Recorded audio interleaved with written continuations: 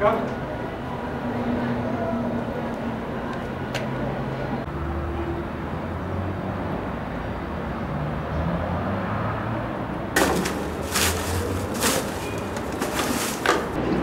yanımızdaki binanın altı hepsi çöp doluydu. Biz o çöpleri toplatmak için İlke Haber Ajansı'na röportaj verdik. O çöplerin toplatılması için.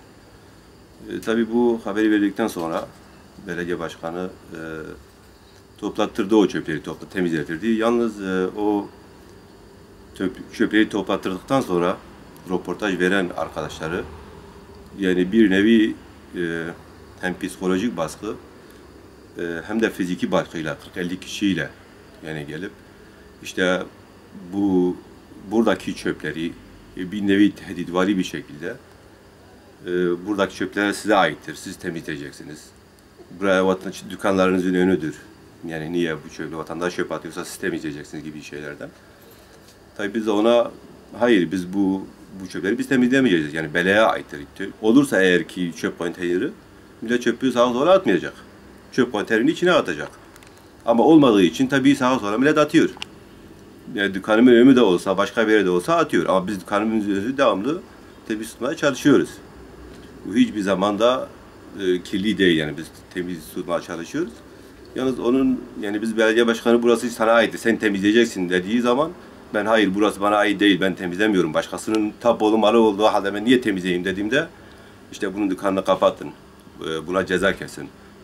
Tehditvari şeylerle bizi tehdit etti yani. Eminirmak bu yanında 40-50 kişi zabıta vardı, işte çöpçüler vardı, zabıtalar vardı. 40-50 kişilik bir grupla yani böyle bir nevi psikolojik baskı yaparak da yani korkutarak o şekilde gelmişlerdi. Tabii kesinlikle bu zaten yanlış bir şeydir. Bir kere onun belediye başkanı buraya gelip böyle yapması bir başlı başına bir hezeyandır. Yani nasıl gelip milleti tehdit ediyor. Kendi görevi olduğu halde gelip görevini yapacaksın ki millet kimse senden şikayet etmeyecek. Kimse röportaj vermeye gerek duymayacak.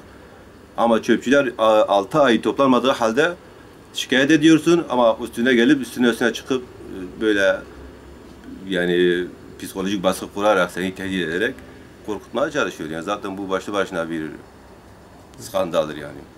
Biz sadece çöplerin temizlenmesini söylemiştik. Yani zaten herhangi bir onlara kötü bir şey söylemedik. Sadece çöplerin temizlenme için biz röportaj vermiştik. Tabii bunlar eleştiri de istemiyor. Onlara herhangi bir eleştiri de istemiyor. Onu da yaptığın zaman seni işte böyle tehdit etmeye çalışıyorlar ya da korkutmaya çalışıyorlar ya da bir etki altına almaya çalışıyorlar.